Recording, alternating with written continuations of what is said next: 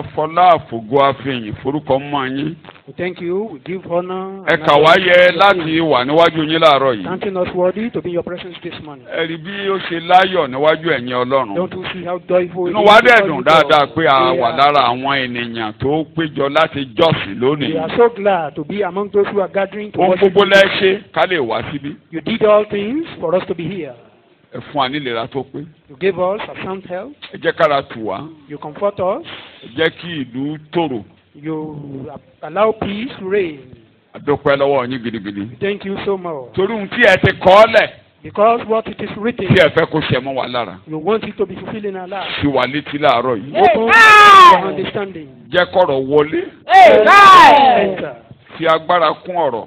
By your word. A ò lè dá ṣe, a ò lè rán ara wa lọ́wọ́ la We ṣe can't wá. do it alone. We can't help ourselves. That is Jẹ́ why ká we lè are here. gbọ́. We hear. Fọwọ́ rẹ fà wá gòkè.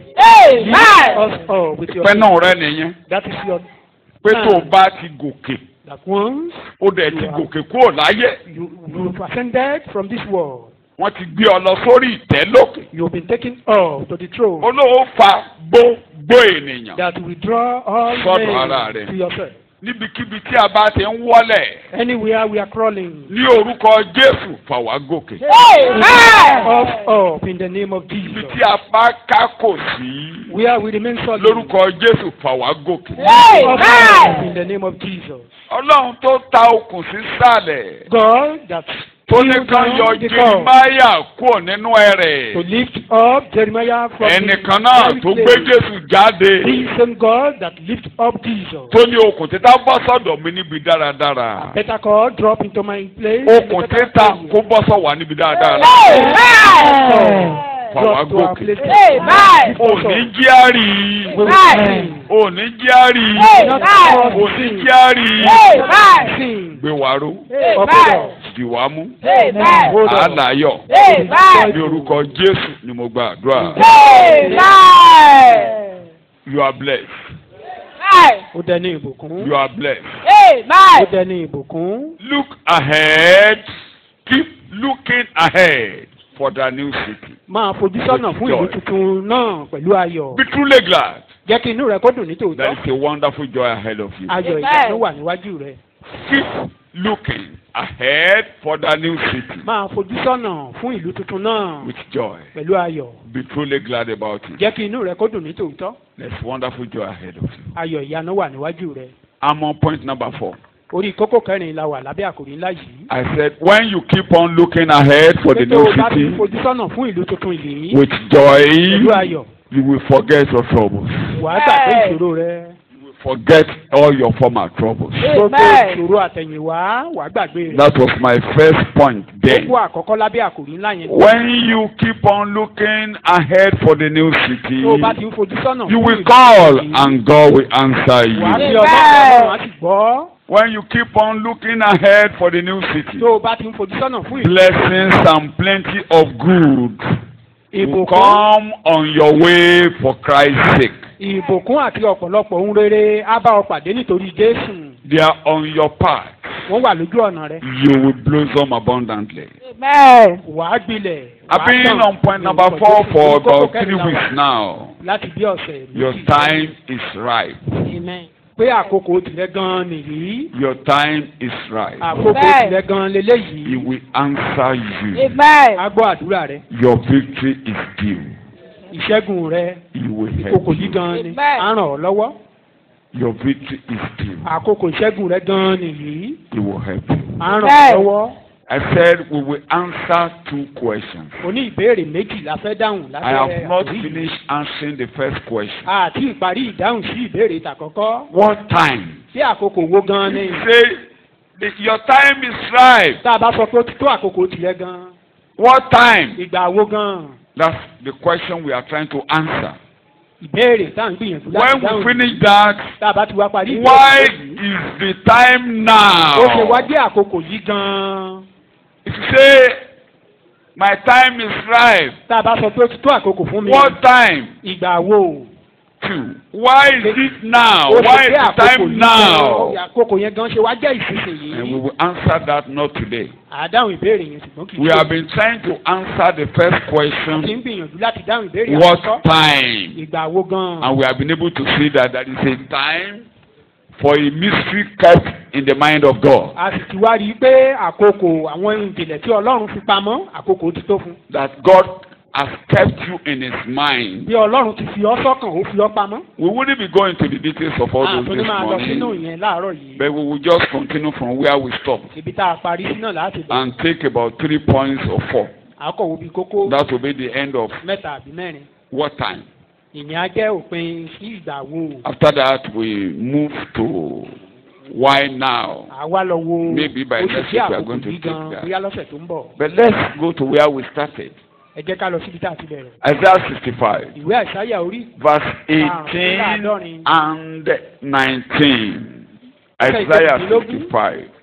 sí ṣùgbọ́n ìkọ̀kùnlélógún. kí ẹ̀yin kí ó yọ̀ kí inú yín kí ó sì dùn títí láé nínú èyí tí èmi ó dá nítorí kíyèsí ìmúdá Jerúsálẹ́mù ní inú dídùn àti àwọn ènìyàn rẹ̀ ní ayọ̀. Look ahead with joy. Look ahead with joy. Anticipate what I'm creating. Anticipate for what God has created and is bringing to you. Kó o máa fojú sọ́nà He has made a great plan ahead. Look ahead.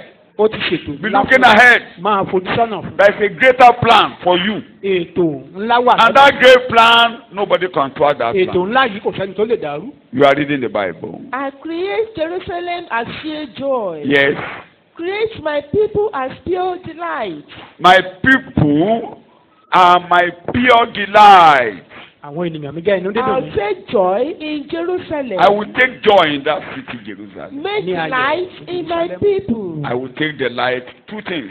Joy in Jerusalem. Ayọ̀ ní Delight in my people. Mo ní inú dídùn lórí àwọn Because ènìyàn it's mi. not, without the people, the city is useless. Torí láì sí àwọn ènìyàn ìlú dasán. It means God is taking great delight in you. Ìyẹn ni pé Ọlọ́run ń ṣe inú dídùn nínú ìwọ gan-an. You are very important to God. Pé o ṣe pàtàkì sí So when Ọlọ́run. God is talking of Jerusalem, He's talking of the people that are going to Jerusalem. Tí Ọlọ́run bá ń sọ̀rọ̀ nípa Jerúsálẹ́mù, ń sọ̀rọ̀ nípa àwọn ènìyàn tó ń lọ sí Jerúsálẹ́mù. To gan-an. remind us a little bit, Láti rán wa létí díẹ̀ kékeré. Israelites were to go into captivity, Àwọn ọmọ Ísírẹ́lì wọ́n ní láti lọ sí ìgbèkùn. and the prophet saw that these people were going to captivity. Wòlíì sì ti rí ṣáájú pé àwọn ènìyàn yìí lọ sí ìgbèkùn. Wọ́n jìyà. They will be in agony. Wọ́n á wà They nínú will be ìrora. in pain. Wọ́n á wà nínú They will have a lot of ìrora. troubles. But Wọ́n ní wàhálà lọ́pọ̀. God is looking ahead beyond their troubles. Ṣùgbọ́n Ọlọ́run ó wò ju wàhálà tí wọ́n á ní lọ́hùn-ún. What am I telling you this Kí morning? ni mò ń bá ọ sọ láàárọ̀ God is yìí? looking ahead of your present troubles. Ọlọ́run ó ti wò ju ibi ìṣòro tó wà yìí You are lọ. looking at your present situation. Ìṣòro tó wà lọ́wọ́ God ló is ń wò. looking ahead. Ṣùgbọ́n Ọlọ́run ti rí ẹ̀yìn rẹ̀, ó ti There is wo a iwájú greater ẹ̀. thing ahead of Bí you. ohun ńlá wà ní ẹ̀yìn ìṣòro This yìí. trouble is not your end. Ìṣòro tí kì í ṣe òpin This rẹ̀. trouble is not your Waterloo. Wàhálà yìí kì í God ṣe is ìṣubú seeing rẹ̀. something greater ahead of Ọlọ́run you. ti rí ohun ńlá lẹ́yìn Tell ìṣòro. yourself there is greater thing ahead of me. Sọ fúnra rẹ pé ohun ńlá wà níwájú mi. There is greater thing ahead of me. Ohun ńlá wà níwájú mi. In the Bible language, there is greater joy ahead of me. Ní èdè Bíbélì pé ọjọ́ ayọ̀ ńlá wà níwájú mi. The Bible talk of Jesus.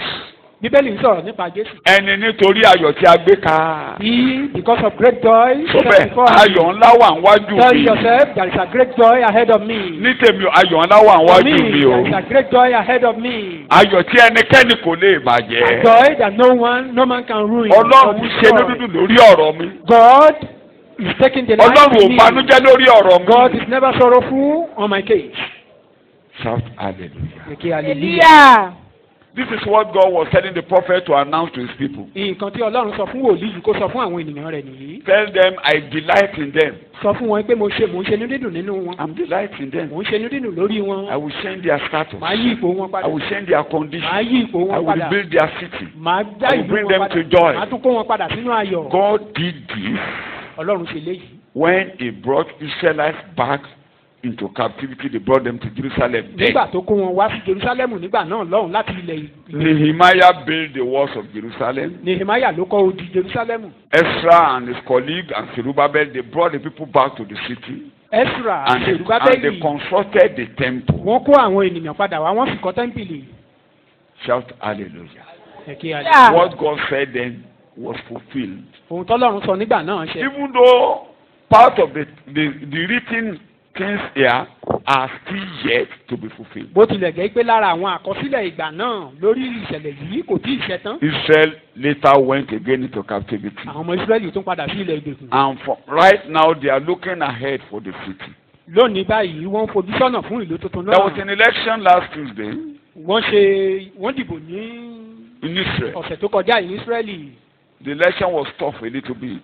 ìbò náà ó le díẹ̀. But their prime minister, who is the prime minister, is going to spend another 4 years, olórí wọn tó wà níbẹ̀ á tún lo ọdún mẹ́rin mìíràn sí. and it's on record ó sì wá wà nínú àkọsílẹ̀ that this is the 5th term, pé òun ló ìgbà karùn-ún ní tó ń lọ. and he has beat the record of their founding fathers. ó sì ti fi àkọsílẹ̀ sílẹ̀ gẹ́gẹ́ bí bàbá wọn. And he's a man that is fighting seriously for the expansion of Jerusalem. ó sì jẹ́ ẹni tó ń jà gidigidi fún kí Jerusalem kó máa gbilẹ̀ sí kó máa fẹ̀ sí. Is all the language people are talking, he's not interested. He's a hardliner fighting for the rebuilding of Jerusalem and the city. gbogbo èdè táwọn ènìyàn ń lò kò ní ìtumọ̀ kankan sí. ó jẹ́ aṣojú adarí tó lágbára lọ́pọ̀lọpọ̀. In fact, Ó dẹ̀ ń fẹ́ kí even though they don't believe in Christ, bí wọ́n ti ẹ̀ gba Jésù o. he's looking at the dimension of the city, the place that should be there. ṣùgbọ́n ó ń wo ibi tí Bíbélì ti sọ pé ilẹ̀ wọn ni Building bí. houses for people that are coming. ó wá ń kọ́lé de àwọn tó ń bọ̀. And expanding the city that people are coming, they are coming, ó they are ń fẹ́ coming. ilẹ̀ náà sí bí àwọn ènìyàn wá ń bọ̀. And there's another angel áńgẹ́lì kan tó wà. that God stretched off his hand, tọ́lọ́run ti nawọ́ rẹ̀ sókè. and that is the US president, òun ni olórí orílẹ̀-èdè Mọ́ríkà. supporting him. ó ń fọwọ́ Even before the election, he started to congratulate him. tán tó ṣe ìdìbò ló ti ń kíkú oríire. Before the election, he announced that the Suez Canal, where Jordan has occupied, is for Israel. So pé ibì they are all fighting to claim land. tán sì wà pé To fulfill this prophecy that Israel, Jerusalem will be reconstructed. pé láti mú àsọtẹ́lẹ̀ iṣẹ́ pé a ó ti Jerusalem kọ́. That's why I'm interested in their news. I'm interested. ìdí tí mo fi I nínú dùn ní grew, láti máa wo ìròyìn wọn nìyí. I grew to my laptop, watching and listening, wanting to hear what is happening. ṣé ni mo lẹ̀ mọ́ And tí mo not ti ń like wo our ìròyìn own yìí kí n kọjá àgbọ̀hún tó ń not ṣẹlẹ̀. like our own kangaroo election here. yàtọ̀ sí ètò ìdìbò They were arúmọjẹ táwa ń ṣe níbí. They were still counting the votes wọ́n sì ń ka ìbò. when the major contenders say congratulations. nígbà tí ẹni tó ń bá fagagbága ti kíkú oríire. And you know in their country, ẹ mọ̀ nílùú wọn they have lọ́wọ́. never got a leader and they will never have a leader. wọn ò tí ì ní adarí kan wọn ò sì ní ní. Jẹgbẹ́dẹ̀ mi yẹn. you hear my language. Wọ́n ní wọn ò ní ní ọba.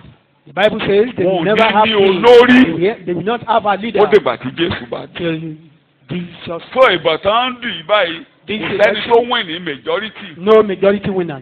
Ṣé ló ń bẹ àwọn kan? Ẹ jẹ́ ká jọ ṣe. there will be a So àwọn tó jẹ́ ká jọ ṣe yẹn, wọ́n tún lè lọ àbá ó ṣe those mọ́, that àbá ó ṣe mọ́. want to A tún join máa hand bẹ̀bẹ̀ with kiri. them So decided kò that we are sẹ́ni kan tó not lè doing sọ it pé again. èmi ni olórí yín. No one can say I'm your leader. Ìgbà tí wọ́n ti kọ Jésù kalẹ̀, Since they wọn ò rejected ní ní him, they olórí. will never have a leader. Òsíà, Ìwé Òsíà orí kẹta, chapter 3 sórí kẹta ní àbórí kẹrin. maybe chapter Orí kẹrin ni wọn ẹsẹ̀ bíi méjì péré ló wà ń bẹ̀. just about 2 Ẹsẹ̀ verses. kẹta ẹ̀ torí mo fẹ́ fẹsẹ̀ ẹ̀ múlẹ̀ ẹ má I want to bínú prove that or ẹ má establish. bínú o. I'm sorry. Ó sápá mi lórí ni ò ṣe jẹ́ kí n tí ò bá ti jẹ́ orí kẹta orí kẹrin ìkànnì orí méjèèjì yẹn ni àwọn orí ṣápítà yẹn ò pọ̀ orí kẹta ni orí kẹta ẹsẹ̀ kẹrin Chapter 3 orí verse kẹta 4. ẹsẹ̀ kẹrin ẹ bá mi kà. Ọjọ́ púpọ̀ ni wọ́n ó dúró láì ṣe kí ni mo pè é. lé àìlé ọba àti lé àìlé olórí Wọn ò ní ní ọba wọn ò ní ní olórí àti No lé king, àìlé ẹbọ wọn ò ní lálùfáà tó ń rúbọ No priest. lé àìlé ère kò sí kankan tó máa bọ They àti will lé not àìní accept àwo àyà kò sí fáàyà kankan wọn ò lẹ́bọ wọn ò àti ní lé àìní kankan. tẹ́ráfímù Wọn ò ní kò sí àlùfáà tó máa No wá wájú priest Olúwa táwa bẹ̀bẹ̀ come to fún the wọn. presence of God on their behalf. Máa kà á. lẹ́yìn náà àwọn ọmọ Ísírẹ́lì yóò padà Wọ́n á wá padà wálé. wọ́n sì wá Olúwa Ọlọ́run wọn Wọ́n á wá wá ẹ̀mí Ọlọ́run wọn. They will àti now Dáfídì sing, ọba wọn I, Ọba their wọn á God, wá dé nígbà and their náà. king. wọ́n sì bẹ̀rù Olúwa Ọba àti wọn oore rẹ̀ ní ọjọ́ ìkẹyìn. ìyẹn dẹ̀ ti ṣẹlẹ̀ látìgbà tí wọ́n ti lọ ìgbèkùn àkọ́kọ́. That one has been fulfilled. Israẹli ò lọ́ba látìgbà yẹn. No king. ẹni bá ń fi bíbélì ṣeré kó ronú ẹ o. If wọn ò you lọ́ba play the látìgbà. Bible, king twice. tẹ́ ẹ bá ti ka króníkà kejì. If you read Chapter Second 36, Chronicles, chapter 36, ọba tó jẹ kẹ́yìn. the last gbà tó reigning ti king, lọ. when ọba mọ́ ẹ tún lè lọ ka Jeremiah 52. you read Jeremiah chapter 52 as well. Jeremiah ni wòlíì tó wà mẹ́yìn àgbà. Jeremiah was then nígbà tán lọ the ìdìbò. then prophet while they ọba were tó going jẹ to nígbà yẹn gbogbo ìtàn yẹn ló kọ sí Jeremiah 52. the king bọ́n that ṣe was lọ living láti there. ìgbà náà wọn ò lọ́ba. As they went to captivity then, no king ever reigned since then. wọn ò lólórí. No leader. kí mo ní wọn ò sí. No king, no leader.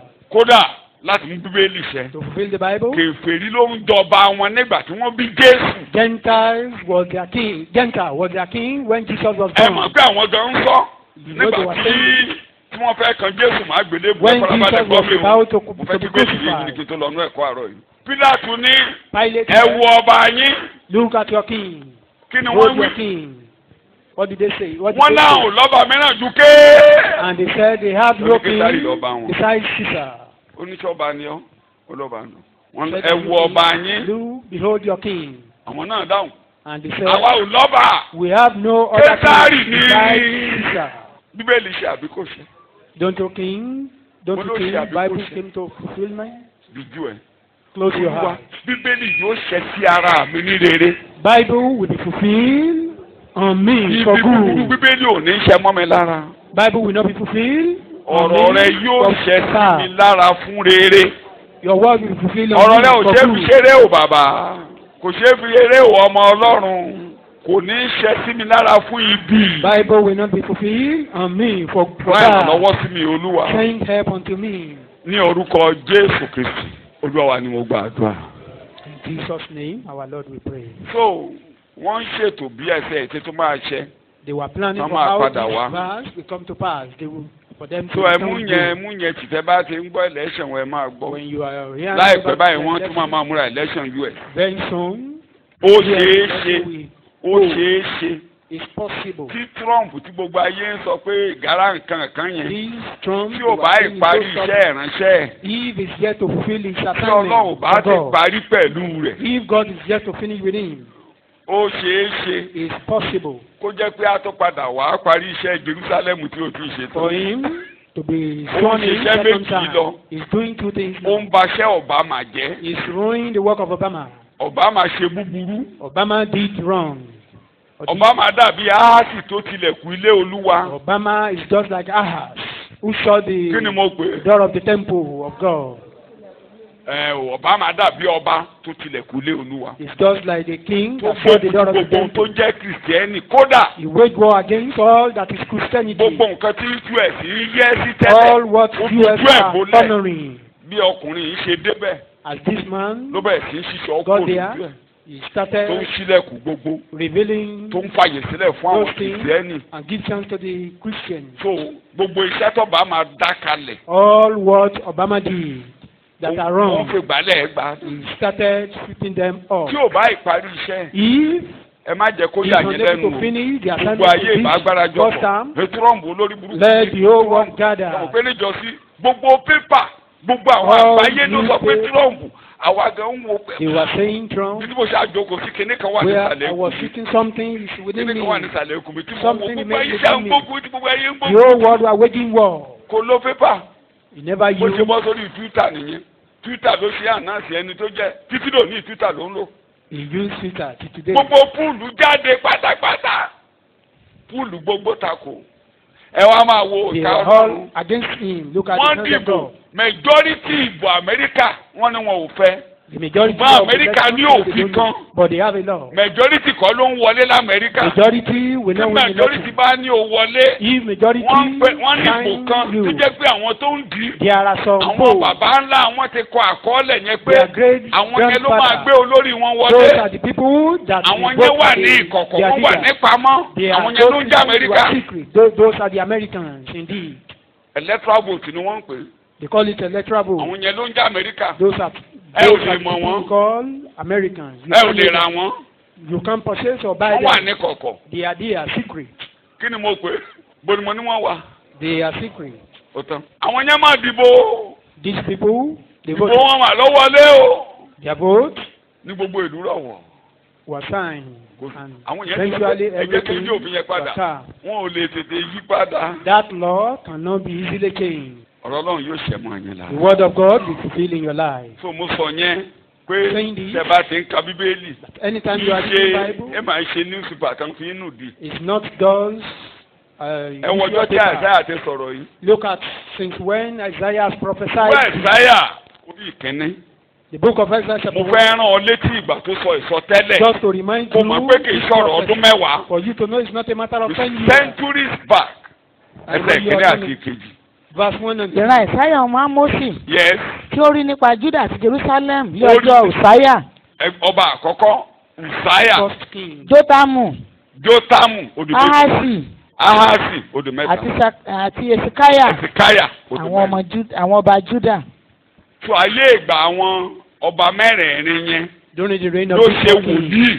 he was the then bí prophet. ẹ bá lọ ka Isaiah 36 Reading Isaiah Isaiah 37 37, 38 and 39 up to ìtàn 39. ọba Èsíkáyà ló wà ń bẹ̀ pátá. That is the story of the king Hezekiah. gbogbo ń tẹ̀ ń kà nínú ìwé àwọn ọba All tẹ̀ ń kà nínú was kólíkà yẹn lẹ́ máa bá ń the bẹ̀. Kings and Chronicles. so ẹ wo ìgbà táwọn yẹn ti gbélé ayé Look at when those people were in this wọn ò world. tí ì lọ gbèkùn nígbà They tó ti were fà yet àtọ́tẹ́lẹ̀. to go to captivity ẹ wo ọ̀rọ̀ òun lónìí báyìí when they ó fi prophesied. já rìnrìn lórí This ilẹ̀ world is gbogbo now. àkọọ́lẹ̀ bíbélì lórúkọ Jésù yóò ṣẹ mọ́ ọ lára sí i. Amen. The Bible prophecy will fulfill in your life. ìwọ náà máa wo fojú sọ́nà o Be looking ahead. fojú sọ́nà o Be looking ahead. fún ìlú ọ̀run tí ń ṣe Jerúsálẹ́mù tọ̀run. That heavenly city, that is heavenly Jerusalem. ètò tí Jésù ṣe fún wa The plan Fojú that God sọ́nà. made. Be looking fojú ahead. sọ́nà Be looking forward. ayọ̀ ńlá wà níwájú A rẹ great joy is ahead of you. ayọ̀ là á kànyìn ìbànújẹ́ rẹ rí Amen. ire ló máa kànyìn ibi tó ń bá ọ yìí. Amen. End this bad. gbójú sọ́nà Ọlọ́run létò ìyẹn là ń bá ọ sọ nínú ìjọ That is yìí what we are telling ètò you. tọ́lọ́run ní fún ọ ó kọjá ohun tó ń là á The kọjá. plan that God has for you is greater than what Ṣé God kọ́kẹ́ has ẹ̀ balẹ̀ for you níyẹn máa retí Calm pé down. Be ire wà expecting. níwájú mi wí bẹ́ẹ̀ lẹ́ẹ̀mẹ́ta ire wà Ire wà níwájú níwájú mi. ire wà níwájú mi Good thing is ire wà ahead of níwájú me. mi Good thing is ahead of me.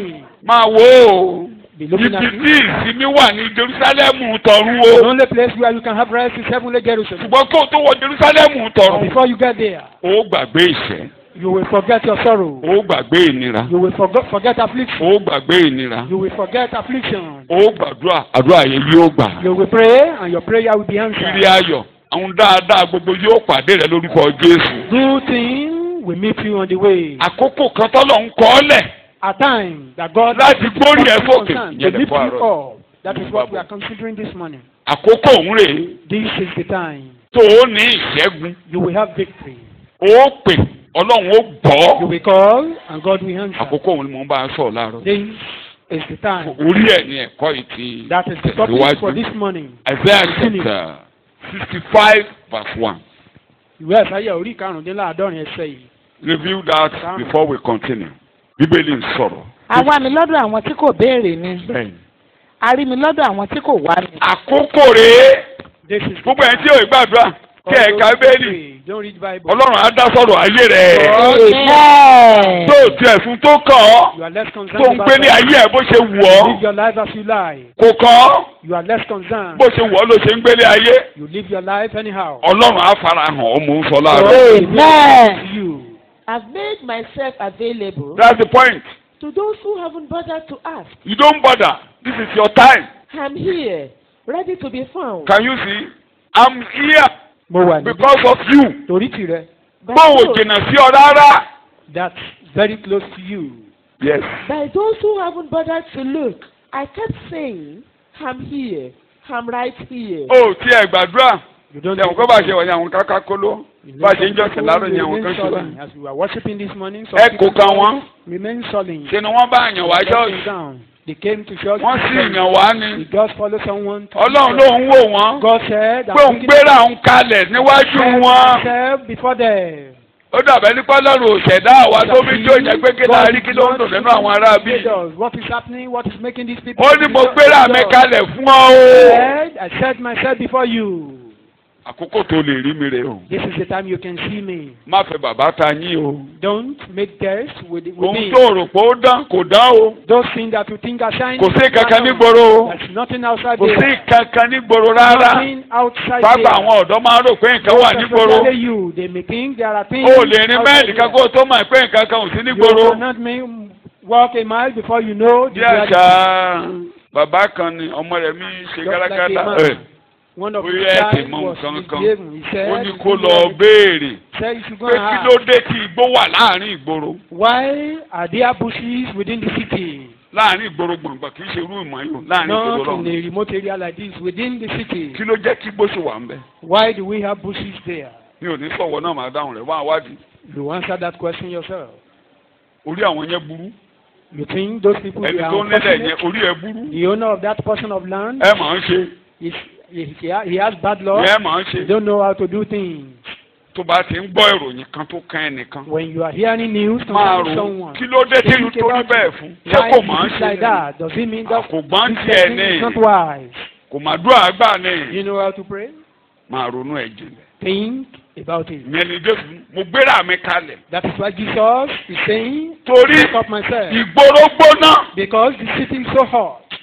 ilé ayé gbóná. The world is so hot. o ò lè dárin. You can't move kò sí bó o alone. ṣe fẹ́ ṣe. There is no way you can do it. lórúkọ Jésù ẹ ò ní kábàámọ̀. Amen. In the name of Jesus. mo lẹ́ ò ní kábàámọ̀. You will not regret in Jesus' name. àwọn olùkọ́ni wa kan tí wọ́n kàwé. Some of our teachers wọ́n máa ń rò were learning, they talk. wọ́n lè dálé ayé gbé. They can leave. kódà ọ̀gá mi kan gbà mo wà sùn. Even one of Psychology my ló kọ́ wa. boss. Talk a of máa psychology. sọ̀rọ̀. You'll be talking. ó tún jẹ́ ọmọ ìlú mi ọmọ Èkìtì ni. He's from my town. a máa bú wa ní kíláàsì. He will just be a máa bú àwa abusing ẹ̀sùn. us. You too. ìjọ kan ló kó sí mi lọ́wọ́ nínú ẹ̀kọ́. One day, ó ní àwọn Àkọ́bí. wọ́n máa ń sọ pé there are some people wọ́n bí un many times pé kò tún tó kàn pẹ̀lú yẹn. there are some people who are saying ó wà láyé he àbá was àbí born méjìlélógún kan anytime. tó bí un pé ọ̀pọ̀lọpọ̀ ṣe lòun wá several That he times. came to this. They are there. mo lábíkú ni bàbá yìí o. I now said this man is. àbíkú gidigidi rèé o. bí Ọlọ́run ṣe gbélé mi lọ́wọ́ tèmi ẹ sọ̀rọ̀ rí ni. That was how I caught him. àṣẹ ó bẹ̀rù jákàtà omi wá ṣẹ́gun ká. Not knowing, he's so fearful. He's looking for ká máa victory. dánu sí wa bíi pé kò tún tó kan. He will èké just be talking as if he's less concerned. ẹnu ẹgbọ́n Not tẹ́tẹ́ knowing- máa dùn tó wà bẹ́ẹ̀ sọ pé ọ̀rọ̀ bíbélì kọ́. This is not a matter of Bíbélì Bible. kọ́. This is not a matter of Bible. nígbà tó kémi ẹ̀ méjì. By the time tó we kémi were ẹ̀ méjì. together, by the time we were together, a bẹ̀rẹ̀ sí ń sọ̀rọ̀. we were talking. bọ̀lá sọ̀rọ̀ débi kan. We got to a point. ó ní jẹ́ mo lè gbàdúrà fóun. He said, "Can you pray for me?" ó ló máa fún yàn lówó kan gbàdúrà fóun. I give tó ẹ máa ń bẹ̀bẹ̀ àdúrà bẹ́ẹ̀ ṣe wà yìí. So you pray, you want people to pray for ṣàtẹ̀ you. wáyé ẹ̀tẹ̀ I wáyé. thought you are less concerned. You come to this world, you pay. Pastor, pray for me if you want to pray for me. Ó ní má mà dá mi lóhùn. gbogbo àwọn tẹ́ ẹ̀ ń wò jẹ́ èké kí ni mo All fẹ́ of those things èké. that you are seeing. èmi à máa bínú bíi pé kò ṣe Some people wọ́n will ṣe be oògùn jọ̀bọ́. You go to herbalists. pé ẹnìkan dédé lọ lórí títì kò ń dálé ayé gbé. Someone láì ní kíníkan tó gbẹ́kẹ̀lé kò sí olúwa ẹ̀. No one. kò sí olúwa ẹ̀. No one. kò sí olúwa ẹ̀ lórí ilẹ̀. No one upon this land. bí ò gbẹ́ bọ ó ń fi gbẹ́rẹ́ ó níbi kan tó ti ń forí balẹ̀ pẹ́ nìkan dédé gbé ní ayé láì ní kíníkan tó gbẹ́kẹ̀lé. Other things. There's no gbogbo one. tí wọ́n ń gbẹ́kẹ̀lé yẹn la dẹ̀ sọ fún ọ pé kò lè gbé wọn ró. All those things that they trusted in. mo ní kò lè ṣe. That's what you were telling them. They cannot. wàá rí wọn wọ́n máa bú Jésù You wọ́n see máa them, they bẹ́ẹ̀ are pé bíbélì ò sọ̀nà as if Bible èké is not- èké They are all liars. kí ni mo fẹ́. Èké. ilé ayé tó gbóná. This world that is so hot. bó o mọ̀wé wàá dẹ́dún arìnlẹ̀ If you pẹ̀lú are ìwé ẹ. learning, you become bó another o mọ̀wé bí thing later. akátá wàá dá sán. No matter how pẹ̀lú ìwé ẹ. brilliant you may be, you become useless later. tó bá ti fi Jésù ṣe. That is, if you forsake. bó o jóògùn bó o wọnú ẹgbẹ́ gboni á sún ọ wàá délẹ̀ wàá délẹ̀ wàá délẹ̀. You will be tired of it, and you become another thing later. ayé ò ní dasán lórúkọ In your Jésù. life, Amen. sòyẹn mo fi ń ṣe àlàyé pé that is why I'm explaining. ẹ̀yin tí ẹ wá tí ò ní túmọ̀ sí yín. Those who are not seeking for Jésù Him, ni mo gbéra mi kalẹ̀. Jesus said, àkókò náà rèé o. "This is the time." kí n má làágùn jìnnà torí mo In a mi ò nutshell. fẹ́ tú kókó war time yẹn I don't sọ want níjọ́ mẹ́jọ. to interpret that word. bẹ́ẹ̀ mú kan bẹ́ẹ̀ má gbàgbé o. Don't forget. your victory is due. Pé àkókò yìí gan ni ìṣẹ́gun your ti rẹ̀. time is right. Àkókò rẹ̀ ti tó. lónìí ó máa dáa fún ọ. It will be well with you today. ó ní lónìí ó máa dáa fún ọ. It will be well with you today. ọ̀rẹ́ mi kan ní mi ò gbàgbé máa pàpà sọ. I remember a friend of mine ó lọ́gàá òun kan said one of his boss ó ló kọ́ òun nígbà tó ń wà ní yunifásitì. taught sọ lójú yín rí o. him in the university. I've said it here before. ó ló kọ́ òun pé He taught him. a máa sọ̀rọ̀ ní kíláàsì. He will be talking in the class. ó ní gbogbo bíbélì báyìí. All this Bible. ó ló bàjẹ́ látòkè dé sàlẹ̀ tó jẹ́ pé He ruined it. tó bá wà ní to the kíláàsì extent tó bá that ṣe pé o ti rí gbàlà if you are in his tó bá jẹ́ class, pé ṣe ló kàn wá if you are ṣọ́ọ̀ṣì not saved, o ò ní just come fọwọ́ to kan church, bíbélì you kà will láyé. never touch Bible again. ó ló ṣáà ń fọ́ You will be talking ká like máa that. sọ̀rọ̀ sọ́lọ́hún Just máa sọ̀rọ̀ burúkú sí blaspheming Jésù àmàkà God, bíbélì. blaspheming Jesus, blaspheming Bible. ó ló dẹ̀ mọ̀wé. And very, very, very brilliant. ó nígbà tó ń wá fẹ́ jáde When the man Ó was lóun á lọ about to sọ́fíìsì pass out ẹ̀. of the school, he now went to his ó lóun á office. dúpẹ́ ó ló láìkì The òun man torí of pé God, being òun the máa ń father, pààsì iṣẹ́ ẹ̀ dáadáa. he liked the ó man lóun á of God kọjá because sọ́fíìsì ẹ̀. he passes. ó lóun á dúpẹ́ bó ṣe kọ́ wọn He thanked him how he taught them pé ó ṣe oore kan that he did good thing. pé one fún àwọn good nǹkan tó thing for kọ́ wọn pé ó ṣe kinní kan fún him. un. Among what he taught Òun á him, fẹ́ that he béèrè did fún something ìlànà. for him. He Pé wants, now he wants to know. ọdún mẹ́ta tó ń lò lábẹ́ ẹ̀kọ́ rẹ̀ Spent 3 years pé ó under him. succeed láti gba bíbélì lọ́wọ́ òun. The man was succeeded to have taken Bible away from pé him. nígbà tó ń bọ̀ nínú ọgbà yìí While he was coming to pé this, bíbélì lòun fi ń gbélé ayé. I live my life with Bible. ǹjẹ́ ń gbọ́? Are you listening to pé me? ọ̀gá ẹ̀ dẹ̀ ṣe àṣeyọrí You are ẹ̀ ti gba successful bíbélì by báyìí. taking away Bible from me now. mo ń jáde lọ. As I'm going out now, ẹ̀kọ́ wa láwọn ẹ̀kọ́ kan you taught me tí something. mo ṣe wá béèrè ẹni ibi That ń is bẹ nínú why ayé. I now want to ask that there are evils in this world. ẹ̀kọ́ wa nú ẹ̀kọ́ yín You pé taught us in one of ibi your ń bẹ nínú ayé. that there are evils in this world. pé àwọn ibi kan wà tí ẹ ò lè ṣàlàyé. There are some evil pé bó o ṣe unexplainable. pọ́ tó láyé ẹ ò lè ṣàlàyé No àwọn matter ibi how tó ń bẹ wise nínú you may ayé. be, they are àwọn nǹkan àìrí wà tẹ́nikẹ́ni ò lè túmọ̀ There are some láyé. invisible things you cannot interpret. bẹ́ẹ̀ni ló kọ́ wa bẹ́ẹ̀. You taught us that way. pé nígbà tóun dẹ́ ń bọ̀ ń bí. And while I was bíbélì coming to yẹn this lò school, bíbélì lòun lò I used this Bible láti yanjú àwọn ogun àìrí to yẹn. settle all those àtàwọn invisible ìṣòro problems tí ẹnikẹ́ni ò lè yanjú and those láyé. problems that cannot be ṣùgbọ́n solved lẹ́yìn by ọdún man. mẹ́ta But after 3 years, ẹni kí mi gbé bíbélì kalẹ̀ you mo said gbé I should kalẹ̀. drop my Bible. Now I drop it. ṣé kí n máa lọ lé lọ́wọ́ òfo? Now should I go empty-handed? kí ni mo máa fi ṣẹ́gun ibi tó ń bẹ nú ayé? What will I be using to overcome all these evil in the world? ó ní gbẹ ló jáde mọ́lẹ̀ And káwọ́ lérí. he was tired. pé ìṣòro tóun ní láyé nìyẹn. And the man said that is the Pé greatest òun rí problem dáhùn he has. síbi tó ń That bẹ he has nínú no ayé. answer to that problem in the world. a professor. Ọ̀jọ̀gbọ́n ni o. ó lóun tún ti sọ ó lóun á yunrun mọ́ ó lóun yunrun mọ́. The man was now emphasizing ó lóun on it. yunrun mọ́. Emphasizing on it. pé òun tó máa fi ṣẹ́gun pé òun ti gbé lẹ̀. What I will use, what I normally use to overcome. ó I kú drop ọdún tó it. máa rìn láyé. Now I'm going. What will I olùsọ̀kò use? sọ pé ìṣòro ayé òun nìyẹn. pé òun rí dáhùn sí ọ̀rọ̀ ibi tó ń And bẹ. the man said that is the greatest problem he had. No solution to that. ó lóun á bí léèrè pé The man now asked bí ẹ ṣe ń sọ̀rọ̀ bíbélì ní kíláàsì wọn as yìí. you are talking about Ǹjẹ́ ẹ tiẹ̀ kárí? have you ever read it once? ó lóun ò kárí. And he replied, no, not even once. kò ní kọ́pì bíbélì kan. He had no copy of Bible. ó lóun á yọ ẹsẹ̀ bíi mẹ́ta fún un. The man now just read about 3 verses. He ó read lóun á ṣàlàyé ẹ̀. and explaining. ó lọ́jọ́ yẹn ló lọ sọ́jà tó lọ ra bíbélì. That very day, the professor went to the ẹsẹ̀ mẹ́ta péré lòun yọ. just 3 tóun verses. ṣàlàyé òun Yes, ṣàlàyé just ẹ̀ tán. three ba- ó three ní verses. today I'm going to get a copy of the Bible and read. Ó ní ló wá sọ pé lónìí gan-an ni màá You wá read it in the Bible. màá sì rà ó. This is in the Ó dá Bible. ọ lójú pé lè wà nínú Bíbélì. ẹlòmíà máa rẹ́ni lẹ́ẹ̀kan. Some people will be laughing. kò kọ́kọ́ yé mi náà o ńgbà tí mo yàbàrà ní o. That's a mo digression. rò pé ọmọ broda Adédèjì ni arábìnrin yẹn ní ká báwọn dúpẹ́ lórí ẹ̀. I was thinking our sister that was testifying the other time ṣé was ọ̀kọ́ mọ̀ mi talking kan ní about one of ṣọ́ọ̀ṣì our guys here jẹ́ behind ọ̀rọ̀ that tó dì story. mú. mo rò pé mo fẹ́ dúpẹ́ lórí ọ̀rọ̀ tó dì mú. mo rò pé ọmọ yẹn ni. I thought she was talking about that child. kò tètè yé mi. I didn't Ìgbà tó wá know initially. kì í tiẹ̀ sọmọ Adédèjì But ni later I arábìnrin ń discovered jọ́sìn lé lórí. she's not talking about orí that. ara ẹ̀ ló ń jọ́sìn She's lé talking about lórí. herself.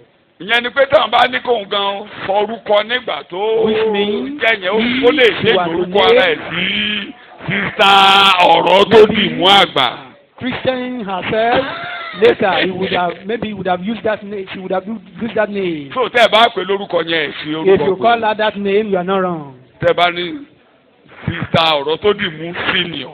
You call her that name, you are not wrong. ọ̀rọ̀ ọlọ́run á tó gbé ọ á tó dìbò fún ọ láti gbélé The ayé. word of God will be sufficient for you in Jesus' àkókò name. rèé This is the time. àkókò rèé This is the time. àkókò tìrẹ This is rèé your own time. àkókò oríire rẹ This is rèé your own time àkókò of victory. ìṣẹ́gun rẹ This is rèé your own time for àkókò victory. ìgbéga rẹ This is rèé your own time of àkókò exaltation. tọ́lọ́ máa gbọ́ tiẹ̀ This rèé. is the time God will answer you. jẹ́ kí n mú díẹ̀ one Let me take Láàárọ̀ just one yìí. of you. ọjọ́ gan. The due time. ó dá mi sọ níbo pẹ̀lú alẹ́ sọ dáadáa ni. the very day the Lord has made. Ọjọ́ gan. Mo dẹ̀ máa tí Ọlọ́run ṣàlàyé ẹ̀. ti yàn. I will explain tí Olúwa dá. that the Lord has made. ọjọ́ gangan That very day tí Olúwa dá. that the Lord has made. ọjọ́ ọ̀hún rèé. This is the day. ẹ̀yin tó ti mọ̀ ẹ̀kọ́ lọ́wọ́ ẹnu mi dáadáa. kò ní ṣàjèjì sí yín bẹ́ẹ̀ máa ṣe àlàyé rẹ̀ Know something. fáwọn tí ò gbọ́ dáadáa lẹ́nu But I mi. will explain for those who have never had it. ẹ̀yin tó dẹ̀ ti gbọ́ rí tẹ́ ẹ̀ ti gbàgbé. And those who have had it, maybe you màá forgot. rán yín I létí. will remind you. Deuteronomy 16:16. Ìwé Deuteronomy orí kẹrìndínlógún ẹsẹ̀ ìkẹrìndínlógún rẹ̀. ọjọ́ mẹ́ta péré 3 days la fún ènìyàn. were given to man. lẹ́ẹ̀mẹ́ta lé ọdún ni kí gbogbo àwọn ọkùnrin rẹ kí ó farahàn níwájú Olúwa Ọlọ́run rẹ ní ibi tí òun ó gbé yàn ní àjọ àkàrà aláìwú àti ní àjọ ọ̀sìn àti ní àjọ àgọ́ ẹ ṣe. kí wọn kí ó má ṣe sanwó wá iwájú Olúwa. For 7 days you shall keep a solemn feast. 16:16.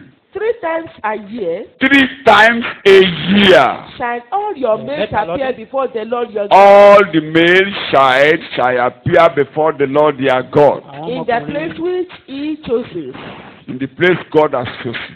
At the feast of unleavened bread. One, feast of unleavened bread, At the feast of wheat. the feast of wheat.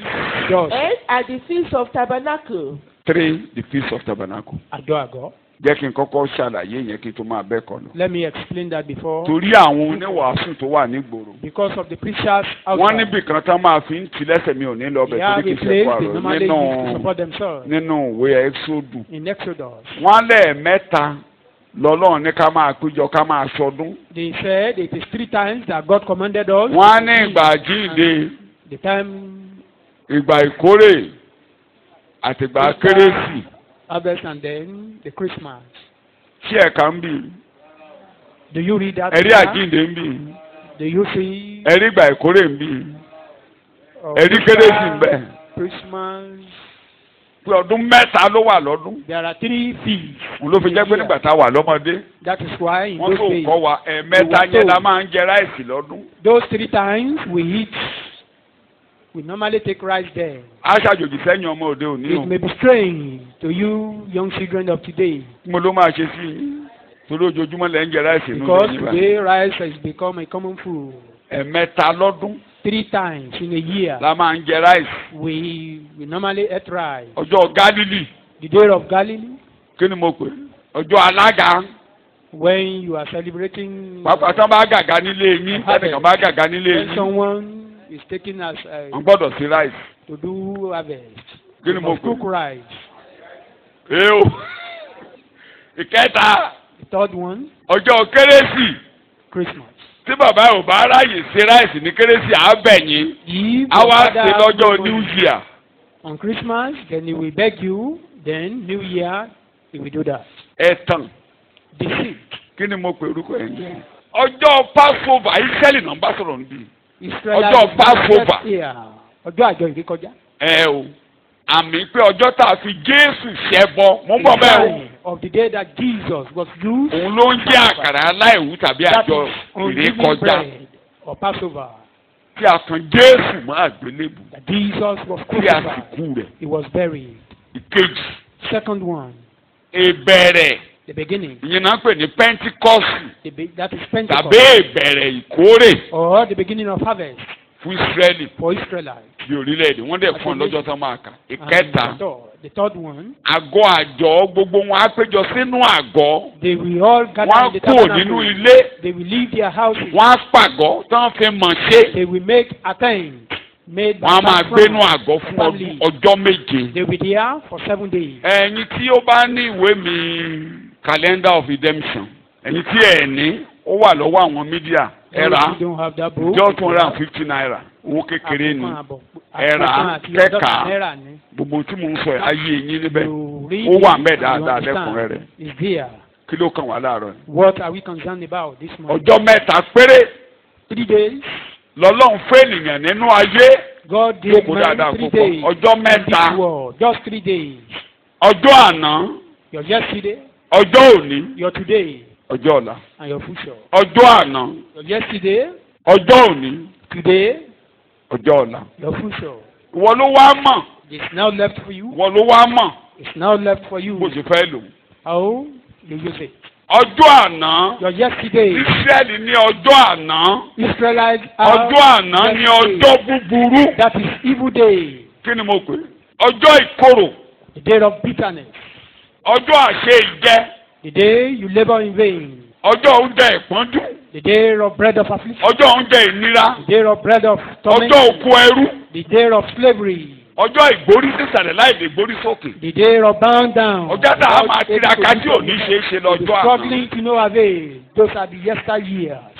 Ọlọ́run fi òpin sí fún Ísírẹ́lì God put an end to it for Israelites nígbà tí wọ́n pa àgbò ìrékọjá. when they slaughter the tí Passover wọ́n lamb. fi ẹ̀jẹ̀ rẹ̀ ra àtẹ́rígbà And the ilé. blood was put in on the lintels. Of nínú the ètò house. Ọlọ́run In the plan of God, Ọlọ́run rán Jésù wá sí ayé. God sent Jesus ó to wá the fi world. Jésù Kristi Kọ́ríńtì kìíní orí keje 1 Corinthians ẹsẹ̀ 7, ìkẹsàn-án orí karùn-ún ẹsẹ̀ ìkeje orí chapter karùn-ún ẹsẹ̀ 5, ìkeje. verse 7. ó wá fi Kristi ṣe àgbò ìrékọjá wa. He made Jesus as our pastor. ẹni bá ti wá sọ́dọ̀ Jésù Anyone that now come to Jesus, òfin adé bá ọjọ́ búburú. and head of evil day, mo ló pè máa ṣe.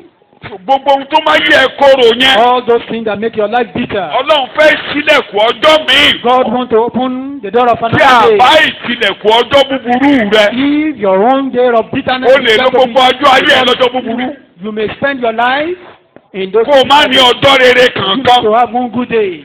àdúrà mi ni pé lónìí ọjọ́ rere tiẹ̀ yóò dé. My prayer is your own good day will come. mo ní ọjọ́ rere tiẹ̀ yóò dé. Your own good day will come. tí ọjọ́ rere tí a bá ṣe àjọ ìrékọjá fún Ísírẹ́lì. If the Passover, wọ́n á is not máa done, gbé inú ọjọ́ búburú lọ. they will living in the evil mo day. gbọ́ mi lónìí. You are hearing ọjọ́ me now. búburú inú ayé rẹ ò ní Your tẹ̀síwájú. evil days will never continue again. ọjọ́ ìnira ayé rẹ ò ní That tẹ̀síwájú. days of affliction will not continue. ọjọ́ ìkorò ayé rẹ ò ní That day tẹ̀síwájú. of bitterness will not continue. ọjọ́ àìlègbórísókè ayé rẹ kò ní The tẹ̀síwájú. day of bound down will not continue. Jésù ló máa fòpin sí lónìí. Jesus will put an end to it today. ìjọ tí Jésù tá a ti gbé kọ́gi Since it was tí a ti crucified, kàn mọ́gi since he was Bí a nailed ti to the sìnkú cross, rẹ̀. he was buried lọ́dọ̀ Ọlọ́run. in the presence of God. ọjọ́ búburú ti dópin. Evil day has ended. ó wàá kó ní kálukú báyìí láti máa sábọ̀. Now left for everyone pé Olúwa to cleave unto him. jẹ́ kọ́jọ́ Lord, rere èmi dé. let my own good day come. ntọ́lọ́run béèrè nìyẹn. That is what a máa God rí is waiting for. lọ́dọ̀ Ọlọ́run. In the presence of God, ọjọ́ búburú ti dópin. evil day has ended. Ọlọ́run wá ń retí ẹni tó máa God dé is pé now expecting Olúwa everyone. jẹ́ kọ́jọ́ rere Someone èmi that is dé. calling that Lord, let my good day bóyá ọ̀rọ̀ yẹn come. wọ etí ẹ. Maybe you Olúwa don't hear what tí I'm mo ní saying. kó jẹ́ kó ṣẹlẹ̀. Let my own good day Ọlọ́run come. retí ìgbà tó máa tinú ọkàn ẹ sọ pé Olúwa jẹ́ kọ́jọ́ rere èmi dé. When you will say that, Tí wholeheartedly, ọjọ́ tí ò bá ti rí èèyàn tó wí bẹ́ẹ̀ bó ṣe èèyàn kan ló wí bẹ́ẹ̀ nínú ayé if it lọ́dọ̀ is Ọlọ́run only one, ọjọ́ rere á that bẹ̀rẹ̀ say nínú that. ayé ẹni yẹn. In the presence of God, good day will begin in the life of that person. So láàárọ̀ yìí This morning, ǹjẹ́ ààrẹ ni tó lè sọ pé Olúwa mo dé. do we have Jẹ́ kọ́ someone rẹ that ọjọ́ can rere say èmi that? kó bẹ̀rẹ̀ That let my own good day start, lórí ẹsẹ̀. even now. Olúwa jẹ́ kọ́jọ́ rere èmi dé. God, let my own good day come. Jẹ́ kọ́jọ́ rere èmi ó bẹ̀rẹ̀. Let my own good day start. Jẹ́ even kọ́jọ́ rere now. èmi dé. Let my own good day come. Jẹ́ kọ́jọ́ rere èmi ó Let bẹ̀rẹ̀. my good day start. Ní orúkọ Jésù Olúwa wa ni mo gbàdúrà. In Jesus' name. Sàmì ẹ̀ kó dún dáadáa. Sàmì ẹ̀ kó dún dáadáa. Amen. Jókòó. ọjọ́ búburú á wá kọjá lọ. Evil day will now kí ló máa pass fi òpin away. sí ọjọ́ búburú? What will put an end to that evil day? níjọ́ tí Ọlọ́run bá ti rí ẹ̀jẹ̀ The day God tó bá ti rí ọ ní abẹ́ ẹ̀jẹ̀ see you ìbùwọ́n under the blood on the sprinkling tó rí ọ níbi ẹ̀jẹ̀ When ìbùwọ́n God see you under the sprinkling olùmọ̀lóhùn ti blood, máa rí ọ.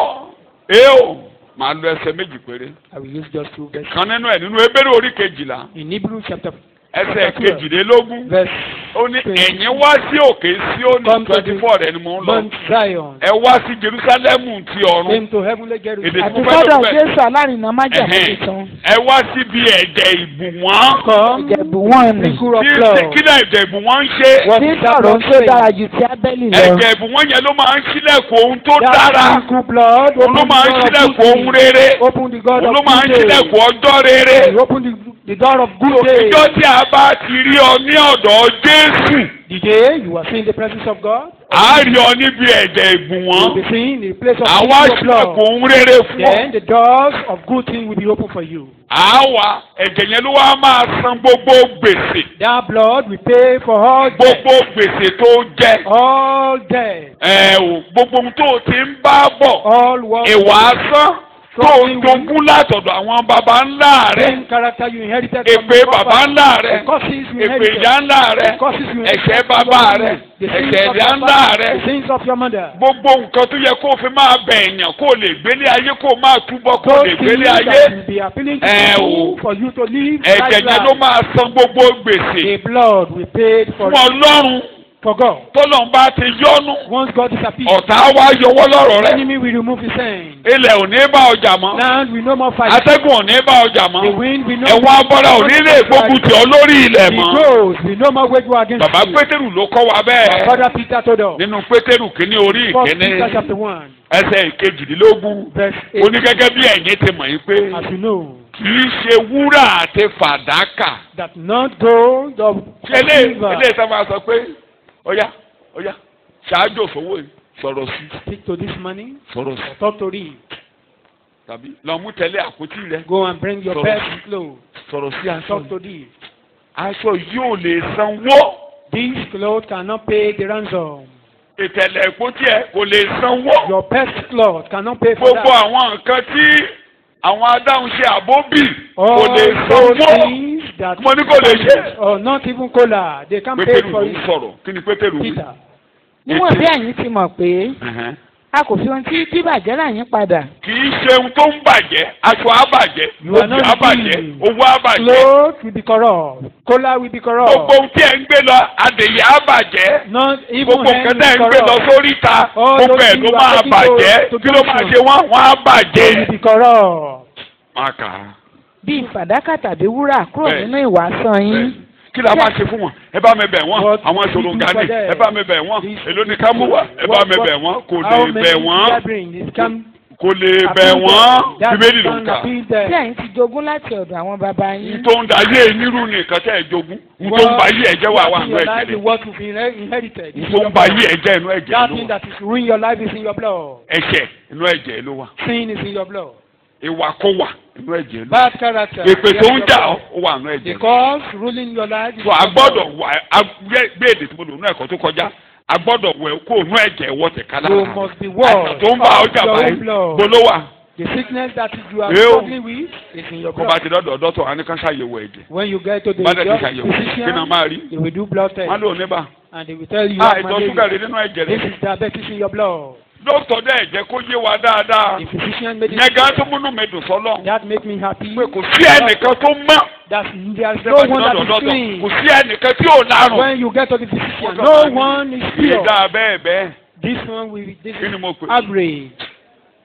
wọ́n kàn máa sọ ó dáa mẹ̀tẹ́nì ara rẹ o You can ẹ máa jẹ maintain oúnjẹ yourself. báyìí gbàgbé wà bẹ̀rẹ̀ kílẹ̀ ẹ máa jẹ Food, ẹ máa jẹ oúnjẹ báyìí you máa eat jẹ this oúnjẹ type of báyìí food. tí ẹ bá mẹ̀tẹ́nì ẹ̀ If you don't maintain that tó bá ti standard, kọjá ibi tó wà yìí if wàhálà it's máa beyond fò this, there will be problem. ìyẹn ni pé bẹ́ẹ̀ ṣe wà yìí ẹ̀ dá It means you are not pure. tìmítìmí kó ojú ẹ̀ kàn dán rétérété You look ẹlòmíì mo máa ń fi dáwàdà tẹ́lùmí ọmọ mi good, náà crack joke. wà màá ní wọ́ tó dúró bẹ́ẹ̀ ni pé ká máa Times mú ẹ when lórí àtẹ anyone say you see, and gbogbo ẹ I dúró tell dà as nǹkan radiant dẹ̀ fi as jì you are, nínú and something is gbogbo dúró dà there bẹ́ẹ̀ with tó bá ní kóníkàlùkù máa ṣàlàyé you. lóde If we yé are to be talking now. ẹlòmíà sá lọ níbí. Some people will run away.